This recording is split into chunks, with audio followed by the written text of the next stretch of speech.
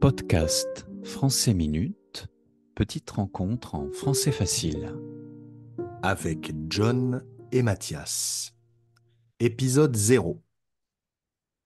Bonjour chers pratiquants de français et bienvenue dans l'épisode 0 du podcast Petite rencontre en français facile.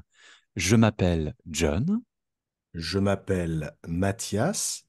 Aujourd'hui, nous allons vous présenter un nouveau podcast qui a pour objectif de vous faire rencontrer différents types de personnes, de professions différentes, mais toujours en français facile. Chaque rencontre sera organisée en 3 moments. Nous commencerons par un entretien dirigé pour connaître l'identité de notre invité. Puis nous continuerons par des questions de communication pour découvrir son parcours. Enfin, notre invité utilisera son expertise pour vous aider avec quelques conseils originaux. Aujourd'hui, John et moi-même allons nous présenter pour vous faire découvrir ce nouveau podcast. Nous commençons dans cette première partie avec l'entretien dirigé. Comme dans l'examen de français du DELF, ce sont des petites questions pour connaître l'identité d'une personne. Je vais commencer, Mathias. Alors, comment tu t'appelles? Quel est ton nom et ton prénom? Alors, mon prénom est Mathias, Mathias, et mon nom de famille est Ly, Ly. Et toi? Alors moi, mon prénom est John, John. Mon deuxième prénom est Eric, Eric. Et mon nom de famille est Ringlé, Ringle, accent aigu. Très bien. Et cette année, John, quel âge as-tu? Tu es né quand? Alors cette année, j'ai 31 ans car je suis né en 1992. Et toi, Mathias, quel âge as-tu cette année et quand es-tu né? Alors, je suis né 10 ans avant toi, donc j'ai 41 ans, et je suis né le 28 avril 1982. Et quelle est ta nationalité, Mathias? Je suis français. Et toi? Je suis français aussi. D'accord? Tu es de quelle origine, précisément? Alors, mon père est d'origine chinoise et vietnamienne, et ma mère est d'origine espagnole et française. Et toi, tu as des origines particulières? Je ne pense pas, non. Je pense que ma famille est d'origine française en général, mais ce n'est pas sûr, bien sûr. D'accord. Et quelle langue parles-tu? Alors, ma première langue est le français, bien sûr. Ma deuxième langue est l'anglais. Ma troisième langue est le vietnamien. Et je parle aussi un peu japonais pour le plaisir. D'accord. Et toi, Mathias, quelle langue parles-tu? Alors, ma langue maternelle est le français. Ma deuxième langue est l'anglais. J'ai également appris l'allemand et l'italien, mais aujourd'hui, j'ai oublié ces deux langues. Et je parle aussi vietnamien. Très bien. Et tu viens de France, n'est-ce pas? Oui, je viens de France, du sud-ouest de la France, de Toulouse. Et toi? Alors moi, je viens de la région Rhône-Alpes, en France, dans un petit village entre Lyon et Grenoble, dans le sud-est de la France. D'accord. Et tu habites encore là-bas aujourd'hui? Non, aujourd'hui, j'habite à Ho Chi Minh Ville, au Vietnam. Et toi, Mathias, où habites-tu maintenant? Moi aussi, j'habite à Ho Chi Minh Ville, au Vietnam, depuis 15 ans maintenant. Très bien. Et alors, côté activités de loisirs, quelles sont tes activités préférées en général? Alors, durant mon temps libre, en général, je lis. Je lis beaucoup de littérature, de la poésie, et je passe beaucoup de temps avec ma fille, parce que j'ai une petite fille qui a 7 ans. Et donc, nous passons beaucoup de temps ensemble. Et j'aime aussi le tennis. Je fais du tennis plusieurs fois par semaine. Et parfois, je nage à la piscine. Voilà, ce sont des activités simples. Et toi? Alors moi aussi, j'aime beaucoup la lecture, je lis assez souvent. J'aime aussi écouter de la musique instrumentale en général. J'adore regarder des films quand j'ai le temps et j'aime beaucoup me promener dans la nature si c'est possible, faire un peu de sport également, de la natation comme toi, mais aussi du yoga parfois ou du tennis quand c'est possible, bien sûr. D'accord. Et tu es célibataire? Oh non, je suis marié depuis 7 ans déjà. Et toi, Mhm. Mathias, tu es marié aussi? Oui, je suis marié aussi avec une femme vietnamienne qui s'appelle Chang. Et donc, comme je te l'ai dit, nous avons une fille. Et toi, John, tu as des enfants? Non, je n'ai pas encore d'enfant, pas pour le moment. D'accord, très bien. Nous allons maintenant passer à la deuxième partie de cette rencontre. Ce sont des questions de communication. Nous allons donc répondre plus longuement afin de mieux connaître notre parcours passé, notre vie actuelle et aussi nos projets futurs. On commence? C'est parti? Alors, d'abord, John, d'où viens-tu? Où as-tu grandi? Comment s'est passée ta jeunesse? Quel type de personne étais-tu? Et où as-tu étudié? Raconte-nous, s'il te plaît. Très bien. Alors, donc je viens de France, je viens d'un petit village dans la campagne française. J'ai grandi dans ce village, dans une maison de campagne, avec un jardin. Ma jeunesse était une belle jeunesse, je pense, en général. J'ai beaucoup aimé aller à l'école, j'avais beaucoup d'amis. Je sortais souvent pour faire des promenades, des balades, pour promener les chiens, par exemple. Alors, je pense que j'étais un enfant, adolescent un peu timide, parfois, très créatif et curieux en général. Donc, j'ai étudié à l'école dans mon village, j'y allais tous les jours à pied. Ensuite, j'ai continué au collège dans mon village aussi. Ensuite, quand est venue l'heure du lycée, je suis allé dans une ville à 20 kilomètres de chez moi. Et après, j'ai fait des études dans l'audiovisuel pour travailler dans le cinéma. Finalement, je suis monté à Paris pour étudier le cinéma et j'ai pris une année sabbatique et je suis parti au Vietnam en 2013, il y a 10 Hmm, ans. Ça a d'accord. changé ma vie et Mhm. j'ai fait une réorientation pour devenir professeur de français pour les étrangers. Donc j'ai fait un master pendant plusieurs années. Et finalement, je suis arrivé à Ho Chi Minh Ville pour commencer à travailler comme professeur de français. D'accord. Et tu as commencé à travailler où exactement? Alors, dans des centres de langue à Ho Chi Minh Ville, j'ai fait un stage de master, mes premières classes. J'ai travaillé pour une entreprise là-bas aussi. Et finalement, avec toi, Mathias, ami et collègue, nous avons décidé de créer Français Minute en 2019 et nous avons commencé à faire des cours avec Français Minute. Absolument. Voilà, Mathias, et je vais te poser les mêmes questions, bien sûr. D'où viens-tu? Où as-tu grandi? Comment s'est passée ta jeunesse à toi? Quel type de personne étais-tu? Où as-tu étudié? Raconte-nous. Alors, moi, je viens de Toulouse. Je n'ai pas vécu à la campagne comme toi. J'ai vécu dans un environnement beaucoup plus urbain, donc dans le centre-ville de Toulouse. Et j'ai grandi entre l'appartement de ma mère et de mon père, parce que mes parents étaient divorcés.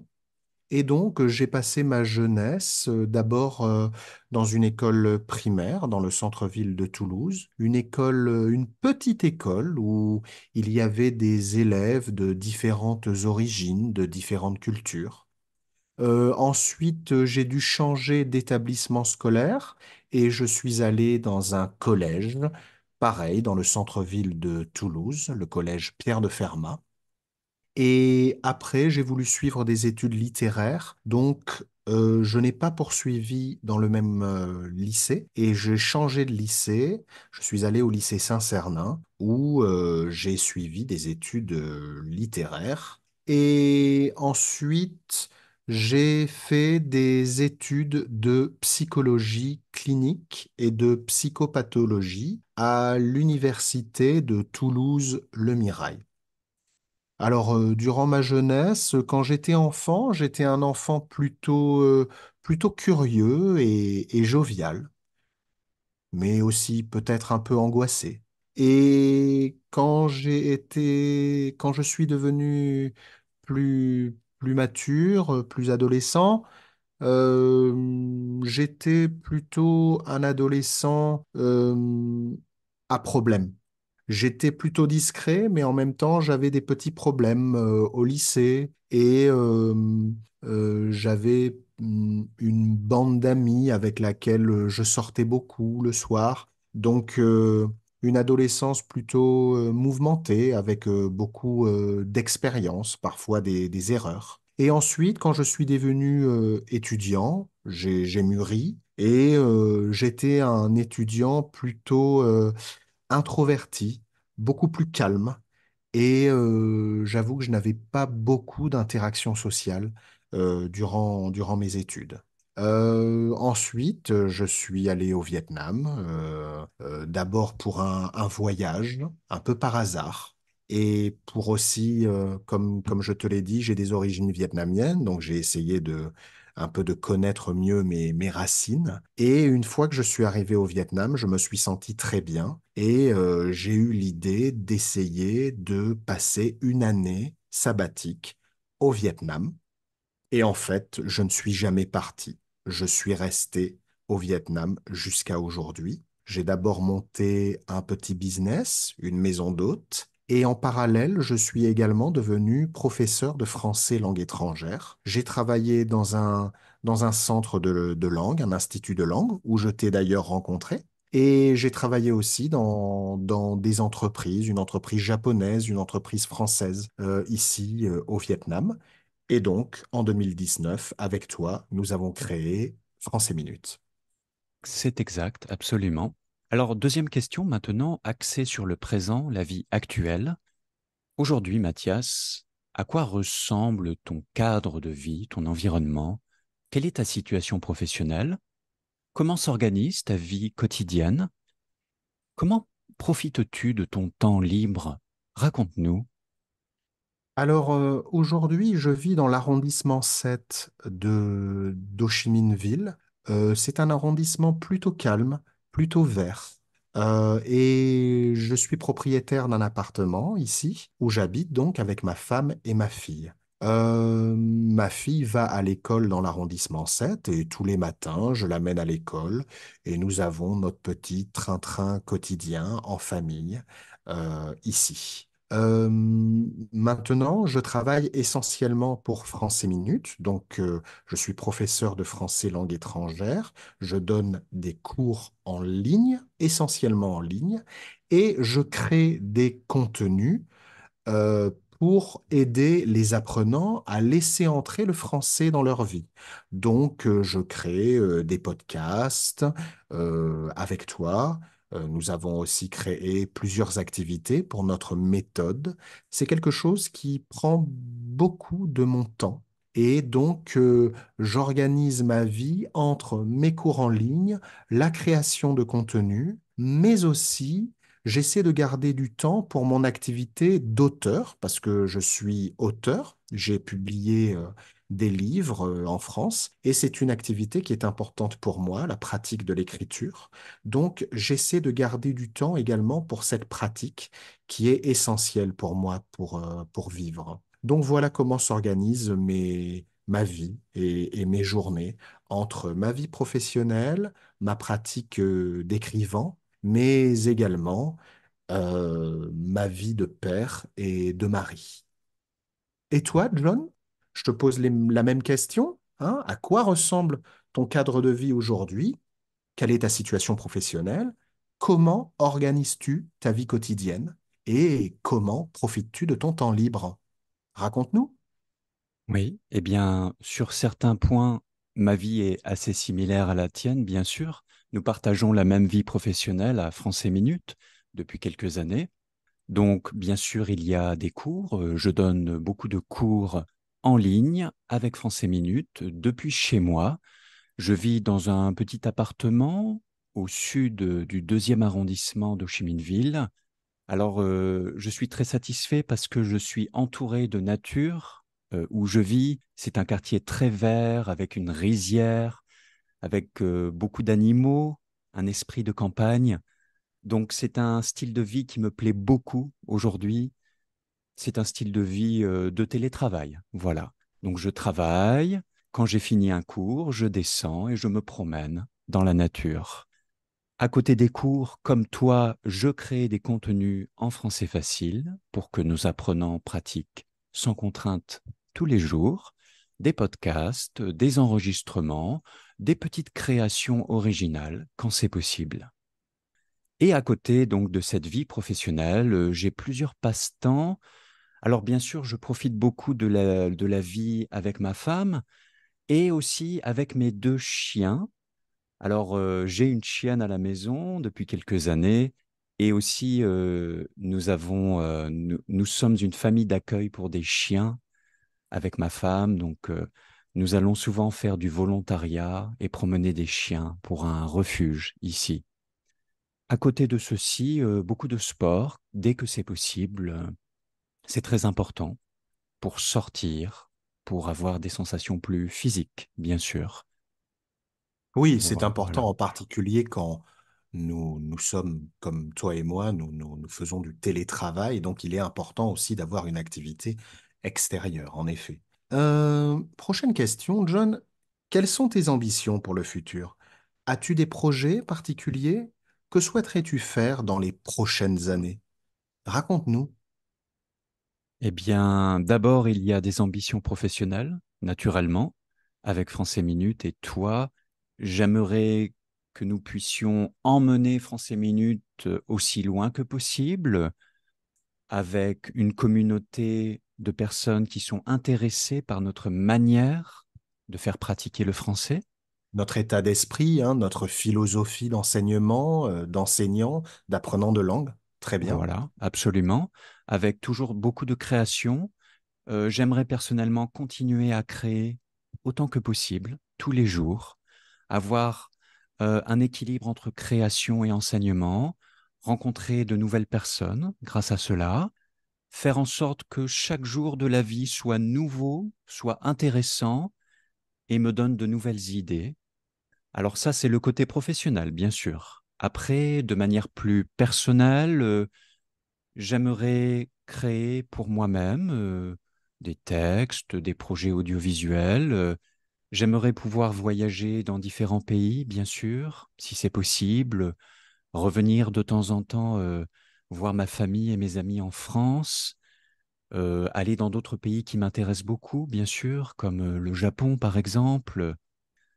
Mais pour être exact, je suis plutôt humble. Ce que j'aimerais le plus dans le futur, c'est profiter de la vie chaque jour nouveau, optimiser ce peu de temps qu'on a chaque jour pour profiter des bons moments en famille, etc. D'accord, eh ben moi c'est un peu pareil que pour toi.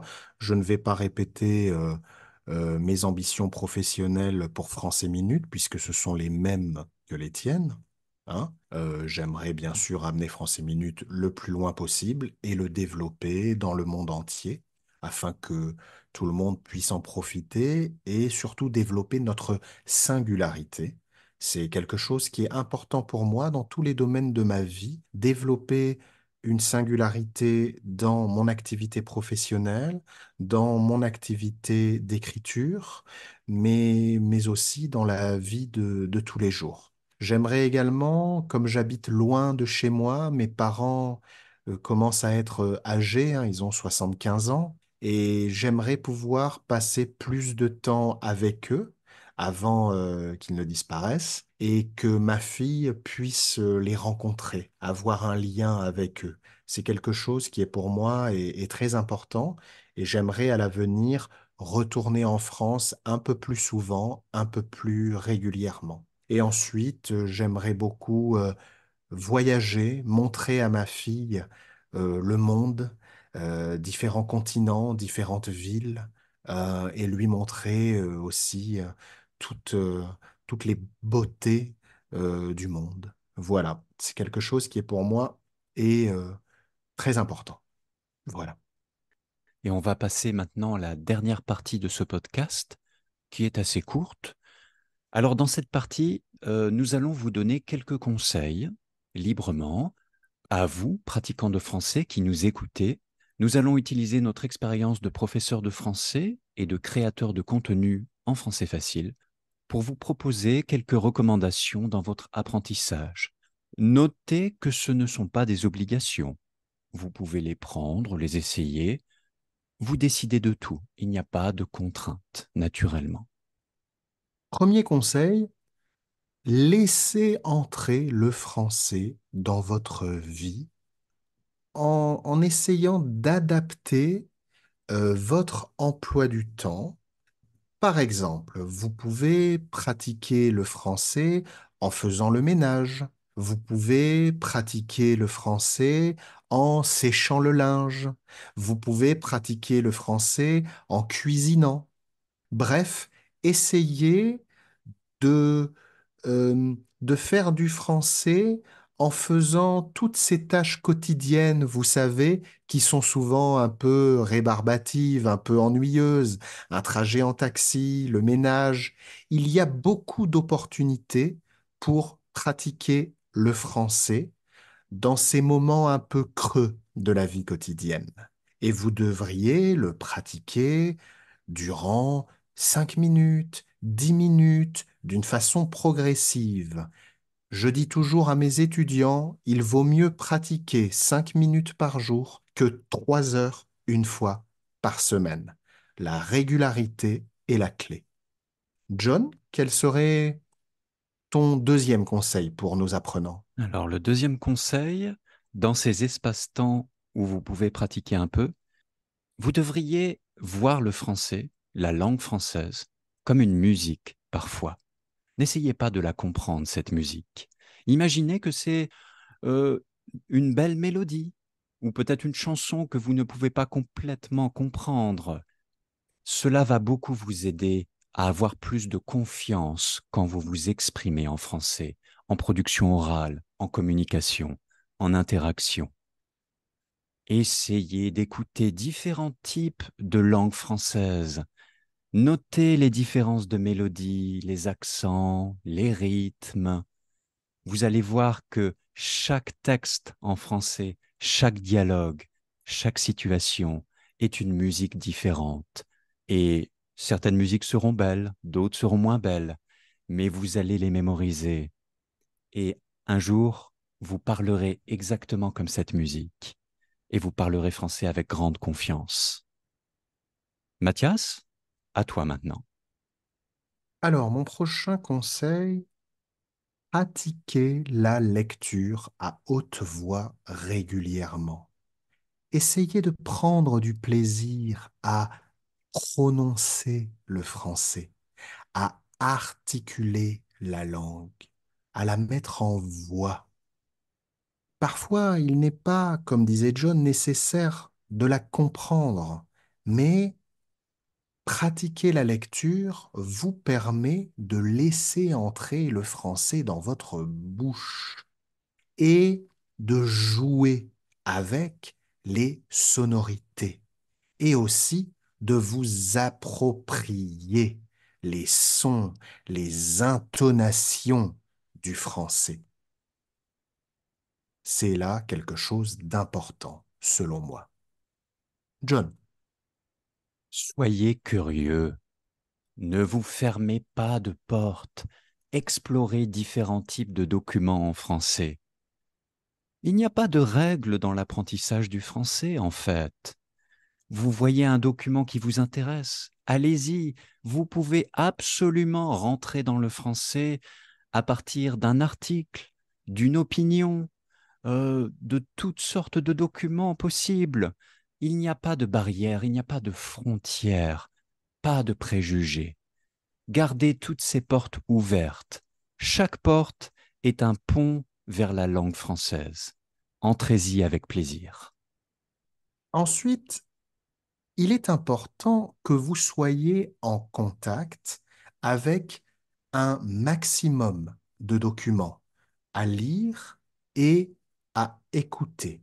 Comme disait John, des documents variés, des documents qui vous intéressent. Ne restez pas bloqué sur un manuel de langue. Non.